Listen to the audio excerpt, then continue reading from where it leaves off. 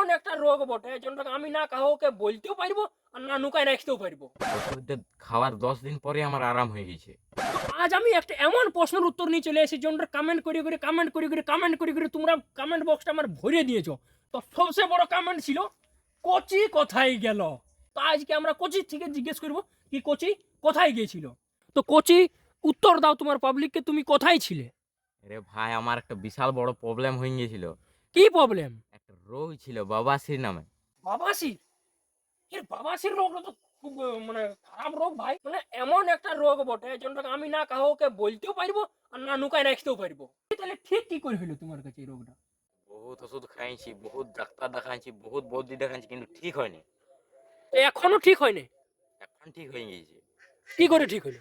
আমি একদিন একটা ভিডিও পাইছি, ভিডিওটাতে একটা নম্বর পেয়েছি, যে নম্বরটা দেওয়া ছিল একটা ওষুধের। এই ওষুধটা কি লেখা আছে? এটা পাইলস বিনাশক। এটা খাইলে তুমি? এইটা খেয়েছি আমি। অনেক দাম হবে কি এটার? না, একদম দাম নাই। কত দাম? ৫০০ টাকা দামেই আছে এটা। ইত্তিরি মাত্র 500 টাকা? তুমি যেখানে দোকানে যাও, মেডিকেলে যাও, ওষুধ দোকানে যাও, ডাক্তারের কাছে যাও, হ্যাঁ, তোমার কাগজে লিখতে লিখতে ৫০০ টাকা নিয়ে নেবে, নির্বাক কি নাই। এইটা তো ঠিক বলেছে। তুমি কোনো ভি ডাক্তারের কাছে যাও, তুমি খালি ওই যে তোমাকে পরচিটা কাটি পরে দিবে ডাক্তার, সেটা তোমার 500 টাকা নিয়ে নেবে।